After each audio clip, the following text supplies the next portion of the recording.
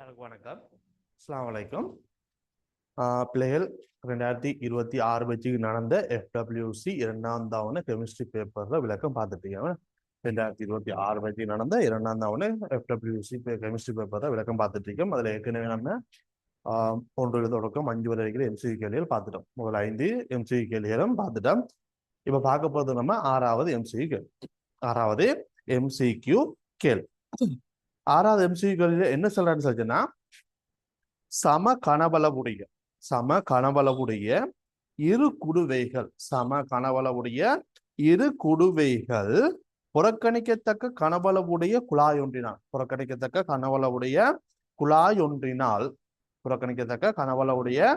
குழாய் ஒன்றினால் இணைக்கப்பட்டு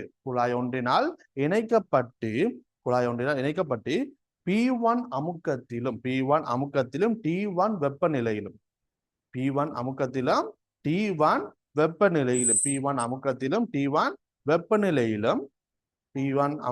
T1 வெப்பநிலையிலும் இலட்சிய வாயு ஒன்றை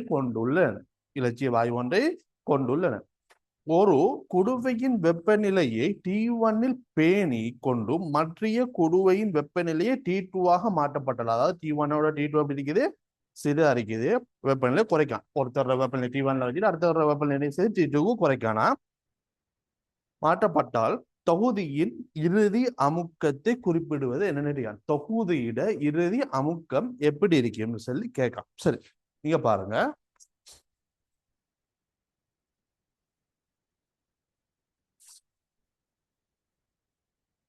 சரி, எப்படி இருக்குன்னு சொன்னா, சம கனவளவுடைய 2 குடுவைகள் இருக்குது.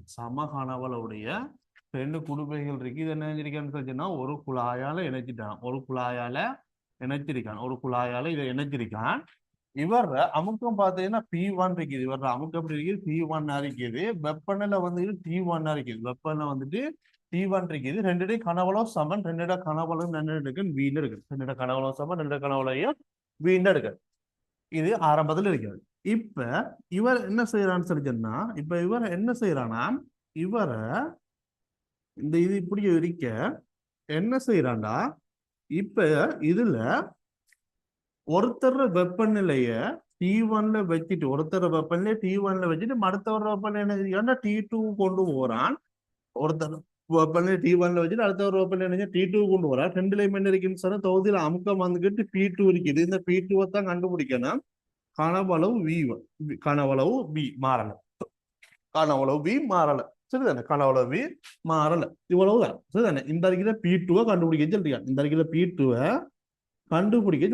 இதைத்தான் அவன் சொல்லியிருக்கிறது. இலகுவான ஒரு கேள்வி. இணைந்த வாயு சமன்பாடை பயன்படுத்தினீங்க என்ன போடுவேன் நீ? P1 V1 கீழ் T1 சமன் P1 V1 P2 V2 T2 P3 V3 T3 சொல்லலாம். அல்லது P1 V1 T1 சக P2 V2 கீழ் T2 சமன் என்ன பண்ணலாம்? உனக்கு P3 V3 கீழ் T3 சொல்லலாம். அந்த பயன்படுத்தலாம் தானே? இவரை பயன்படுத்தலாம். இவரில் பார்த்தீங்கன்னா P1 இங்க என்ன ஆரம்பத்தில் என்ன இருக்காரு? அமுக்கம் இதுல பார்த்தேன்னு சொன்னா இது முழு தொகுதி இருக்காரு. அந்த அதை என்ன செய்யறா இங்கால பார்த்து பயன்படுத்துறது. இதுல பார்த்தேன்னு சொன்னா இதுல என்ன இருக்காருன்னா அமுக்கம் என்ன இருக்காரு? P2. இந்த பகுதியில் என்ன இருக்காரு? அமுக்கம் வந்து P2 இருக்காரு. வெப்பநிலை கனவளவு என்ன? V. வெப்பநிலை எடுத்தீங்கன்னா T1. சக இதுல பார்த்தேன்னு சொன்னா அமுக்கம் என்ன இருக்காரு? P2. கனவளவு என்ன இருக்காரு? V. வெப்பநிலை எடுத்த என்ன இருக்காரு? T2. சமன் இங்கால இதுல மொத்த அமுக்கம் என்ன இருக்கு? இது மொத்த அமுக்கம் வந்துகிட்டு P1. கனவளவு என்ன? இதுல ஒரு V மொத்தம் எத்தனை வர போதும்? 2V. கீழே எடுத்தேன்னு சரி, வெப்பநிலை இருக்காரு T1. வெப்பநிலை T1 இருக்குது. இது எல்லாத்திலும் என்ன செய்யலாம்டா? ஒரு VS சுருக்கலாம். சுருக்கினா உனக்கு என்ன வர போதும்? P2 கீழ் T1 சக P2 கீழ் T2 சமன் 2P1 கீழ் T1. இந்த மாதிரி வரும். இந்த மாதிரி வாராங்க. இது ரெண்டுலையும் என்ன செய்யலாம்? உனக்கு ஒரு P2 பொதுவா எடுக்கலாம். P2 பொதுவா எடுத்தேன்டா P2 1 கீழ் T1 சக 1 கீழ் T2 அங்கால என்ன ரெண்டு P1 கீழ் T1 வரும் T1 வரும். இது ரெண்டுலையும் இருந்து என்ன செய்யலாம், நான் போமாசி எடுத்து சுருக்கி நீங்க சொல்லி என்ன வரப்போதோ P2 இன்டூ என்ன வரப்போது உனக்கு T2 சக T1 கீழே T1 T2 வரும். சமணங்கால ரெண்டு P1 கீழ் T1. நீ இந்த P2 தான் காரணம். இவர் என்ன அங்கால கொண்டு வரும், இவங்க ரெண்டு உறுப்பினர் அங்கால கொண்டு வரும். கொண்டு வர என்ன சொல்லி நமக்கு P2 சம என்ன வரப்போதோ ரெண்டு P1 தர T1 T2 கீழ் கீழே ஒரு T1 இருக்காரு தர இவர் வருவார் என்ன வருவாரு T1 சக T2 வருவார். இந்த T1 இந்த T1 சுருக்கப்பட்டீங்கன்னா P2 சமம் என்ன வருது ரெண்டு P1 T2 கீழ் T1 சக T2 வரைக்கும் போகுது. T1 சக T2 இருக்க போகுது.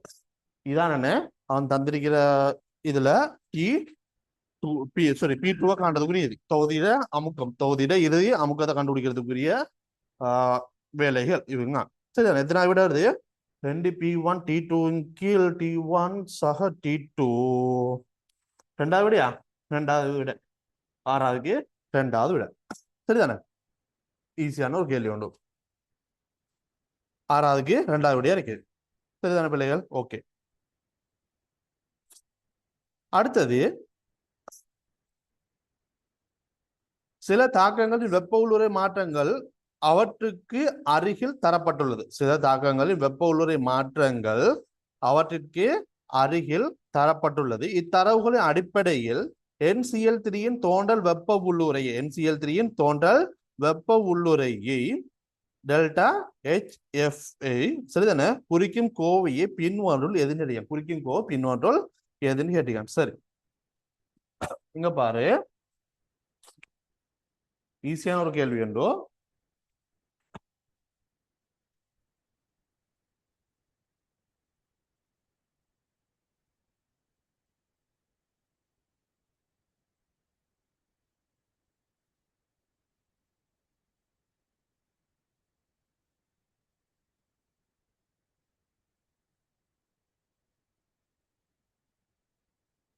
சரிதானே, அவன் என்ன தாக்கம் தந்திருக்கான்னு பாரு. NH3 கேஸ் சக 3Cl2 கேஸ் இதுல டெல்டா H எவ்வளவு தந்திருக்கான், இதுல டெல்டா H வந்துட்டு ஏன்னு தான், இதுல டெல்டா H வந்துட்டு ஏன்னு தந்திருக்கான். இங்க என்ன கிடைக்குதுன்னு சொல்லிச்சோம்னா NCl3 சரி, NCl3 கேஸ் சக 3HCl கேஸ் வரும், 3HCl கேஸ் வரும். அடுத்தது N2 கேஸ் சக 3H2 கேஸ் தாக்கினோட உனக்கு என்ன கிடைக்குது, டெல்டா H தெரியாது, டெல்டா H பின்னு தரான். இங்கால உனக்கு என்ன கிடைக்குதுடா ரெண்டு அமோனியா கேஸ் கிடைக்குது. அடுத்தது H2 கேஸ் சக Cl2 கேஸ் இதுல டெல்டா H என்ன தந்திருக்கான், சீன் தந்திருக்கான். இதுல உனக்கு என்ன கிடைக்குதுன்னு சொல்லி சொன்னா ரெண்டு HCl கேஸ் கிடைக்குது, ரெண்டு HCl கேஸ் கிடைக்குது. சரிதானே, இதுல இருந்து அவன் என்ன கேட்டிருக்கான்னு சொல்லி சொன்னா NCl3 கேஸின் தோன்றல் வெப்ப உள்ளுரை கணிக்கட்டான். NCl3 கேஸ்ல தோன்றல் வெப்ப உள்ளுரை கணிக்க சொல்லிருக்கான். சரி பாப்போம், NCl3 கேஸ்ல தோன்றல் வெப்ப உள்ளுரை கணிக்கட்டான். இங்க பாரு, இந்த தாக்கத்துக்குரிய இந்த அறிகிற தாக்கத்துக்குரிய வெப்ப உள்ளுரை மாற்றம் என்ன B. இந்த தாக்கத்துக்குரிய வெப்ப உள்ளுரை மாற்றம் என்ன B. இந்த தாக்கத்துக்குரிய வெப்ப உள்ளுரை மாற்றம் Bன்னு சொல்லிச்சேன்னா இதுல இருந்து உனக்கு என்ன சொல்லலாம்டா, இதுல இருந்து உனக்கு என்ன சொல்லலாம் NH3 கேஸிட தோன்றல் வெப்ப உள்ளுரை B/2 சொல்லலுமா இல்லாதான். NH3 கேஸிட தோன்றல் வெப்ப உள்ளுரை B/2 செல்ல இயலுமா இயலாதா. அதாவது இங்க பாரு, இந்த அறிகிற முழு சமன்பாட்டையும் இரண்டால பிரிச்சு விட்டாயின்னு சொல்லி சொன்ன வரப்போனா உனக்கு அமோனியா கேஸிட தோன்றல் வெப்ப உள்ளுரை, அதாவது தோன்றலுக்குரிய சமன்பாடு வருமா இல்லையா, தோன்றலுக்குரிய சமன்பாடு வரும். இந்த அறிகிற முழு சமன்பாடு ரெண்டால பிரிச்சு விட்டா உனக்கு என்ன செய்யும், அமோனியா கேஸிட தோன்றலுக்குரிய சமன்பாடு வரும். அதாவது ஒரு அமோனியா தோன்றல் என்ன சொல்றது, தோன்றல் வரைவிலக்கம் என்ன, ஒருத்தர் உருவாகும் போது அவர் அங்க நடக்கிற வெப்ப உள்ளுறை மாற்றம் தான் ஹெலியம். ஒருத்தர் உருவாகும் போது அங்க நடக்கிற வெப்ப உள்ளுறை மாற்றம் தான் தோன்றல் வெப்ப உள்ளுறை மாற்றம்ன்றது. இங்க 2 பேர் வராங்க, அதனால என்ன சொல்றேன்னா 2ஆல பிரிச்சு வச்சிருக்கோம், 2ஆல பிரிச்சு விட்டுருக்கேன். சரிதானே, 2ஆல பிரிச்சு விட்டுருக்கேன். இதுல உனக்கு என்ன சொல்லலாம், அமோனியா கேஸ்ல தோன்றல் வெப்ப உள்ளுறை B/2 செல்ல இல்லாம இல்லாதான் 7. அதே மாதிரி உனக்கு என்ன சொல்லலாம்னு சொல்லிச்சேன்னா,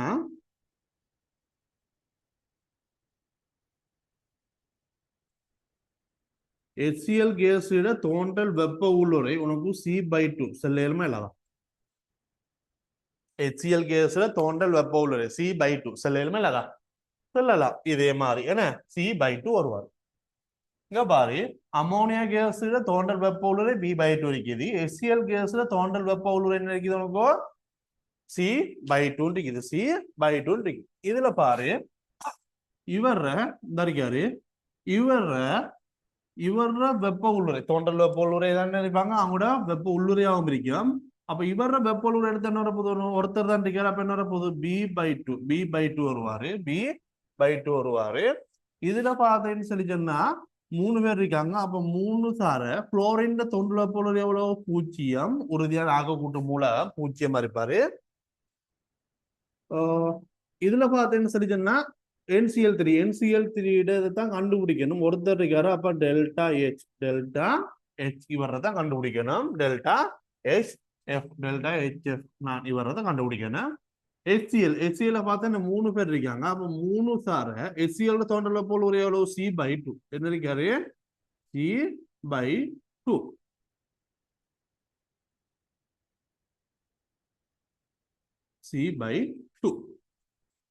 சரிதானே C/2. இதுல இருந்து நீ என்ன செய்யலாம், உனக்கு இந்த டெல்டா HF கண்டுபிடிக்கணும். டெல்டா HF கண்டுபிடிக்கலாம். டெல்டா Hன்றது அதாவது இந்த தாக்கத்துக்குரிய வெப்ப உள்ளுறை மாற்றம் டெல்டா Hன்றது, அதாவது ஏன்றது விளைவுகள்ற வெப்ப உள்ளுறைகள கூட்டுத்தொகையில இருந்து தாக்கிகள்ற வெப்ப உள்ளுறைகள கூட்டுத்தொகை கணிக்கிறதுக்கு சமனா இருக்கு. விளைவுகள்ற வெப்ப உள்ளுறைகள கூட்டுத்தொகையில இவரையும் வெப்ப உள்ளுறை கூட்டுத்தொகையை எடுப்போம். இவரை பார்த்தா என்ன நினைக்கிறவனுக்கும் டெல்டா HF வருவாரு.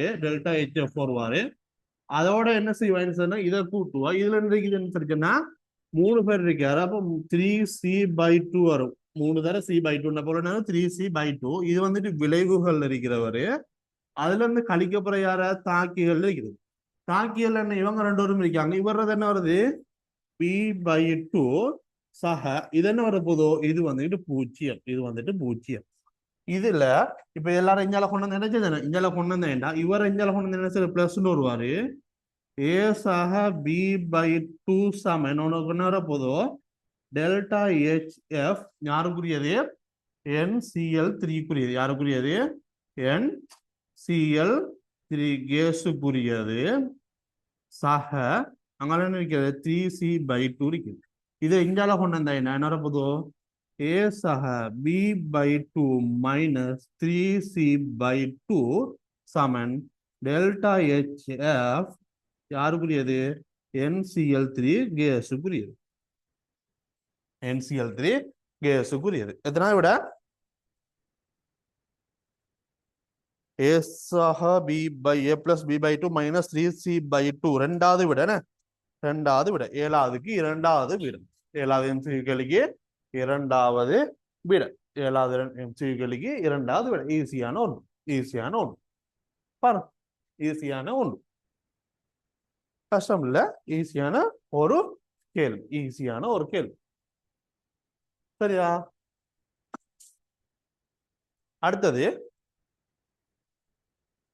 8வது MCQ எடுங்க. என்ன சொல்றேன்னா, கைத்தொழில் ரீதியாக டைட்டானியத்தை உற்பத்தி செய்வதற்காக ஒரு குறிப்பிட்ட தாக்கத்தில் TiCl4 285 கிராம் ஆனது மெக்னீசியத்தின் 96 கிராமுடன் தாக்கமுற்று. மெக்னீசியம் குளோரைட்டையும் டைட்டானியம் உலோகத்தையும் உருவாக்குகின்றது. இக்கைத்தொழில் 36 கிராம் டைட்டானியத்தை உருவாக்கியது எனின் டைட்டேனியத்தின் சதவீத விளைவு என்னன்னு இருக்கேன். டைட்டேனியத்தின் சதவீத விளைவு என்னன்னு சொல்லி கேட்கலாம். சரி, ஒரு தாக்கத்தை எழுதுவோமா? தாக்கத்தை எழுதுவோம்.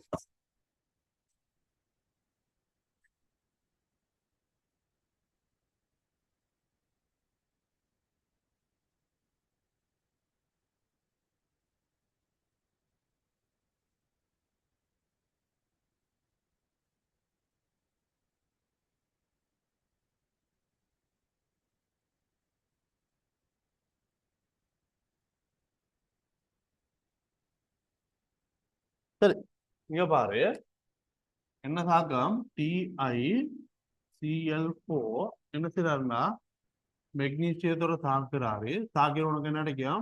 டைட்டேனியம் உலோகமும் மெக்னீசியம் குளோரைடு கிடைக்குது. மெக்னீசியம் குளோரைடும் கிடைக்குது. தாக்கத்தை சமப்படுத்துக்கு என்ன செய்யணும்னா இங்க ரெண்டும் இங்க ரெண்டும் போடும். ஓகேயா?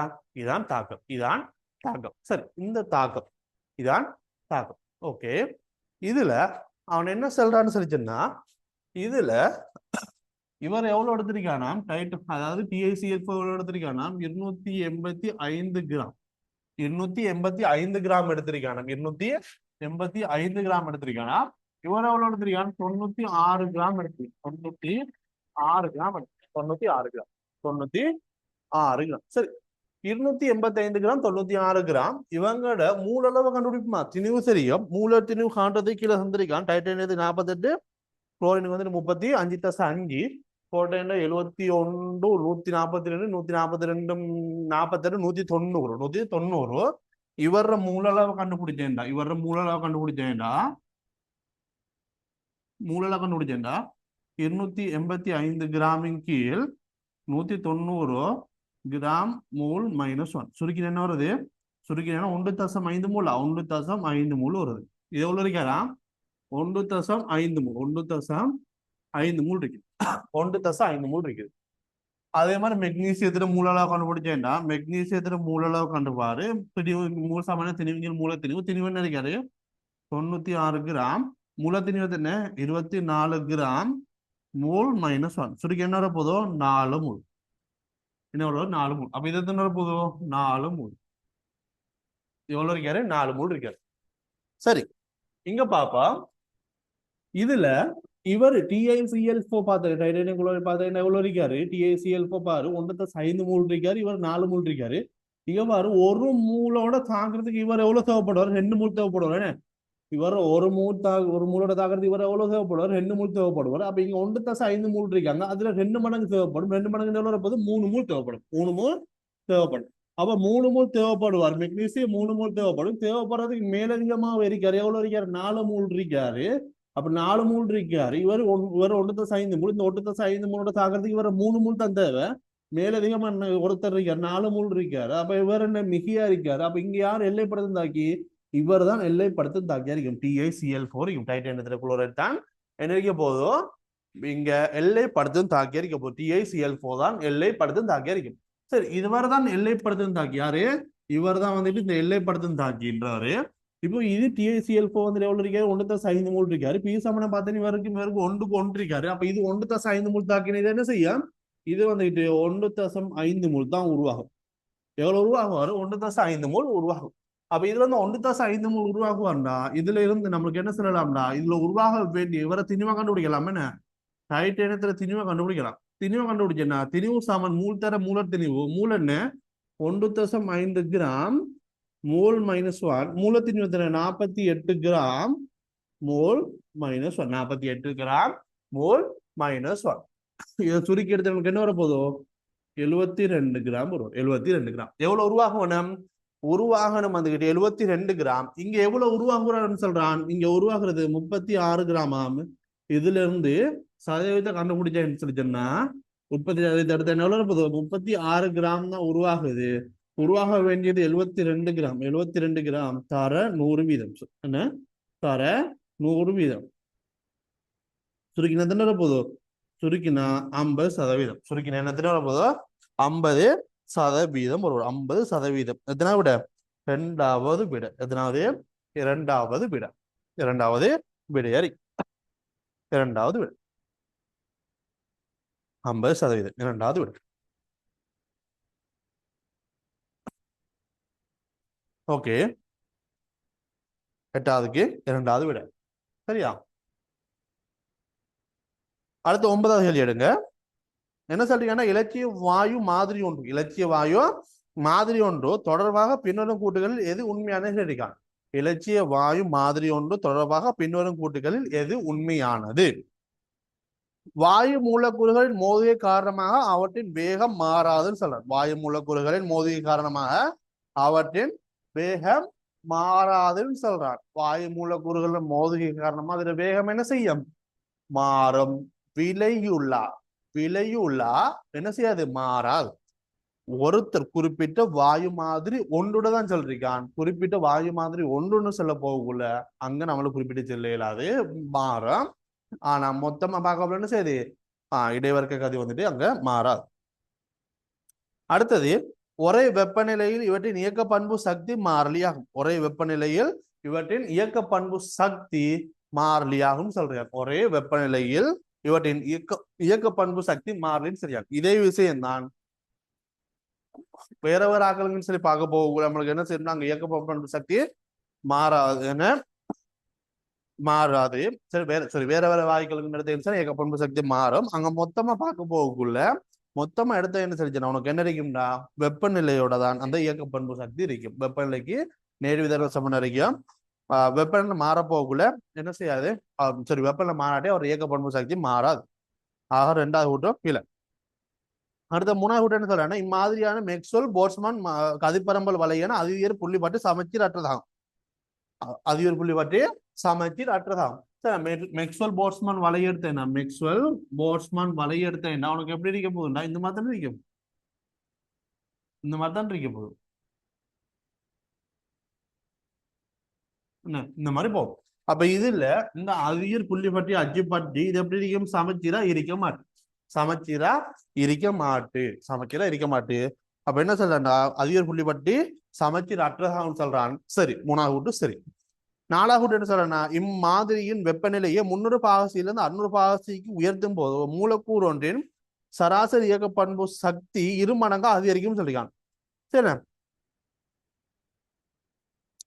அது 300 பாகசிலிருந்து 600 பாகசிக்கு உயர்த்தும் போது மூலக்கூறு ஒன்றின் சராசரி இயக்க பண்பு சக்தி 2 மடங்கா அதிகரிக்கும் சொல்லிருக்கான். பிள்ளை 300 பாகசிலிருந்து 600 பாகசியை மாற்றப்போக்குள்ள இயக்க பண்பு சக்தி வந்துகிட்டு அது 2 மடங்கா மாறாது. ஏன்னு சொன்ன இயக்க பண்பு சக்தின்றது தனி வெப்பநிலைக்கு தான் நேர்வித சமனா ஏன்னா தனி வெப்பநிலை தான் நேர்வித சமனா இருக்குமே தவிர வெப்பநிலைக்கு அல்ல. தனி வெப்பநிலை கெல்வின் அதாவது கெல்வினான வெப்பநிலை தனி வெப்பநிலைக்கு தானே இருக்கும் நேர்வித சமனா இருக்கும். 300 கெல்வின்ல இருந்து 600 கெல்வின் ஆக போகல 2 மடங்கு ஆகும். ஆனா என்ன செய்யாது, 300 பாகசில இருந்து 600 பாகசியா போகல என்ன மாறாதுன்றது சரி, ஏன்னா 2 மடங்கு ஆகுது. நாலாவது கூட்டு பிள்ளை. அஞ்சாவது கூட்டு என்ன சொல்றேன்னா, வாயு மூலக்கூறுகள் மோதலின் பின் ஒவ்வொரு மூலக்கூறின் சக்தி காக்கப்படும் சரியான். வாயு மூலக்கூறுகள் மோதலின் பின் ஒவ்வொரு மூலக்கூறுகளினும் சக்தி காக்கப்படும் சொல்றது பிள்ளை. விலையுள்ள தான் காக்கப்பட்டிருக்கும். ஒவ்வொரு குறிப்பிட்ட சக்தியும் காக்கப்பட்டிருக்காது. விலையுள்ள தானே இருக்கும், காக்கப்பட்டிருக்கும். ஒவ்வொருத்தர் குறிப்பிட்ட ஆக்களையும் காக்கப்படாது. ஆகவே என்ன அந்த கூட்டம் பிள்ளை. அது 10வது 9வது என்ன சொல்லிருக்காண்டா, உண்மையான இருக்கான். எது உண்மையான இருக்காரு? மூணாவதான். சரிண்ணே, இதான் மேக்ஸ்வெல் போல்ட்ஸ்மேன் வலையீடு வந்துட்டு உயர் புள்ளி அது உயர் புள்ளி பட்டி என்ன சமச்சீரற்றதான் சொல்றான். அந்த கூட்டு தான் சரி, மூணாவது கூட்டு சரியா இருக்கு. அடுத்தது பாரு, 10வது எடுத்தா ஆவர்த்தன அட்டவணையின் திருடி தொடர் மூலகங்கள் பற்றிய தவறான கூட்டியது நடிகான். ஆவர்த்தன அட்டவணையில் திருடி தொடர் மூலகங்கள் பற்றிய தவறான கூட்டியது நடிகான். இவற்றில்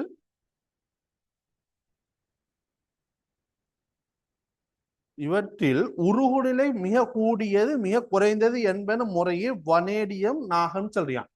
உருகுநிலை மிக கூடியது மிக குறைந்தது என்பன முறையே வனேடியம் நாகம்னு சொல்றான். சரி, உருகுநிலை மிக கூடியது வனேடியம், குறைஞ்சது நாகம், இந்த கூட்டம் சரி.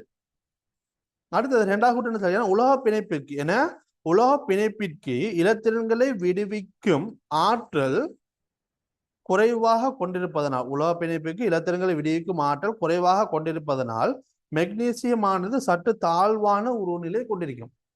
மெக்னீசியமானது சாரி மங்கனீஸ் ஆனது மெக்னீசியம் சாரி மங்கனீஸ் ஆனது சற்று தாழ்வான உருவநிலை கொண்டிருக்கும். சரி, ஏன்னா 5 இலத்திரன் தனிசை உலோக பிணைப்புக்கு விடுவிக்கும் குறைவரைக்கும். ஓகே, இவற்றில் அடுத்தது சரியா மூணாவது, இவற்றில் அணு ஆரைகள் ஆவர்த்தன வழி இடமிருந்து வளமாக ஸ்கண்டியத்தில் இருந்து நிக்கல் வரை குறைந்து பின்னதே இருக்கும். இதுவும் என்ன சரி, இந்த கூட்டம் என்ன சரி, ஸ்கண்டியத்துல இருந்து நிக்கல் வர வரைக்கும் என்ன செய்யும், அணு ஆற வந்துக்கிட்டு அப்படியே படிப்படியான சொன்னா குறைஞ்சிட்டு போய் திரும்ப என்ன செய்யும் சொன்னா செப்புக்கும் நாகத்துக்கும் கூடும், செப்புக்கும் நாகத்துக்கும் திரும்ப கூடும். இந்த கூட்டு சரி, மூணாவது கூட்டு சரி. அடுத்து 4வது கூட்டு என்ன சொல்றான்னா, இவை 4ஆம் ஆவர்த்தன எஸ்குழு மூலகங்களில், இவை 4ஆம் ஆவர்த்தன எஸ்குழு மூலகங்களிலும் மின்னெதிர்த்தன்மை குறைந்தவை. 4ஆம் ஆவர்த்தன எஸ்குழு மூலகங்களில மின்னெதிர்த்தன்மை குறைந்தது சரியா, இந்த கூட்டு பிழை, இந்த கூட்டு பிழை. 4ஆம் ஆவர்த்தன மூலகங்களோட 3D மூலகங்கள், அதாவது 4s மூலகங்களை விட 3D மூலகங்களோட மின் எதிர்த்தன்மை, 3D மூலகங்களோட மின் எதிர்த்தன்மை எப்படி இருக்கும் சொன்னா அதிகமா இருக்கும். 4s விட 3D மூலகங்களோட மின் எதிர்த்தன்மை எப்படி இருக்கும்னா அதிகமா இருக்கும். இங்கே 4வது கூட்டு பிழை. அடுத்தது 5வது கூட்டு எடுத்தீங்கன்னா, இவற்றில் அதிகூடிய 2ஆம் அயனாக்க சக்தியை கொண்டது செப்புன்னு சொல்றார். இவற்றில் அதிகூடிய 2ஆம் அயனாக்க சக்தியை கொண்டது யாரு, செப்பு. செப்புக்கு எடுத்தேன்டா செப்புக்கு என்ன வருவாருண்டா ஆரம்ப தலைநிலையில வந்துட்டு இலத்திர நிலை பண்ண போதும் 4s1 3D 10 வரைக்கும் போதானே, 4s1 3D 10 வரைக்கும். அதாவது எப்படி இருக்கும்டா, அதாவது எப்படி இருக்கணும் 3D 10 4s1 வரைக்கும் முதல் இலத்திரன் இழந்ததுக்கு பிறகு இதுல இருந்தா என்ன செய்யுதுன்னு சொல்லிச்சுன்னா I1 இலக்கம், I1 வந்து என்ன செய்யும் இந்த இலத்திரன் இலக்கம். அடுத்த நிலம்டா 3D10 3D10ல இருந்து உனக்கு என்ன செய்யணும்னா I2 வரும், அதாவது இரண்டாம் அயனாக்கத்தை என்ன செய்யணும் 3D10ல இருந்து இலக்கணம். 3D10ல இருந்து இலக்கப்போக்குள்ள என்ன அங்க உறுதியான முழு நிரம்பல் நிலையில இருக்கிறது, உறுதியான முழு நிரம்பல் நிலையில இருக்கிறதால இவர் என்ன செய்வாருன்னா இழக்கிறதுக்கு பெருமளவு சக்தியை எடுத்துக்கொள்வார். இழக்கிறதுக்கு என்ன செய்வாருன்னா பெருமளவு சக்தியை எடுத்துக்கொள்வாரு. அப்ப 2ஆம் அயனாக்க சக்தி கூடுதல் அறிகிறது யாருக்கு, செப்புக்கா இருக்கும். 2ஆம் அயனாக்க சக்தி கூடுதல் அறிகிறது செப்புக்கா இருக்கும். சரியா, 5வது கூட்டு என்ன சரி, 5வது கூட்டு சரி. கேள்வி என்ன கேட்டிருக்கான், தவறான கூட்டு கேட்டிருக்கான். 4வது கூட்டு பிழை. எத்தனாவது கூட்டு, 4வது கூட்டு பிழையா இருக்கு. கேட்ட கேள்வி வந்துட்டு பிழையான கூட்டு, 4வது கூட்டு பிழை. அவன் சொல்லியிருக்கான்னு ஸ்கூலோட விட 3Dக்கு வந்துட்டு, அதாவது 4s விட 3Dக்கு மின்னேத்தன்மை குறைய சொல்லியிருக்கான், மின்னேத்தன்மை அதிகமா இருக்கு. சரியான பிள்ளைகள். 6ல இருந்து 10 வரையான எம்சி கேள்விகள் பார்த்துருக்கோம். சின்ன சின்ன கேள்விகள். உங்களுக்கு ஏதாவது டவுட் சொல்றதுக்கு இந்த அறிக்கிற வாட்ஸ்அப் இலக்கத்துக்கு ஒரு மெசேஜ் ஒன்று போடுங்க. உங்களோட டவுட்டை கிளியர் பண்ணனா கீழே இருக்க டிஸ்கிரிப்ஷன்ல பார்த்தீங்கன்னா எங்களோட வாட்ஸ்அப் குரூப், வாட்ஸ்அப் சேனல்களோட லிங்க் இருக்கும். அதில் இணைஞ்சு மேலே ரிசோர்ஸ்களை பெற்றுக்கொள்ளக்கூடிய மாதிரி இருக்கும். வாட்ஸ்அப் குரூப்பில் டிஸ்கஷன் குரூப்ல இணைஞ்சு உங்களோட டவுட்டுகளையும் வந்துட்டு அங்கே இருக்கிற ஏனைய மாணவர்களிடமிருந்து அதுக்குரிய தீர்வை பெற்றுக்கொள்ளக்கூடிய மாதிரியும் இருக்கு. சரியான பிள்ளைகள், அடுத்ததை பார்ப்போம்.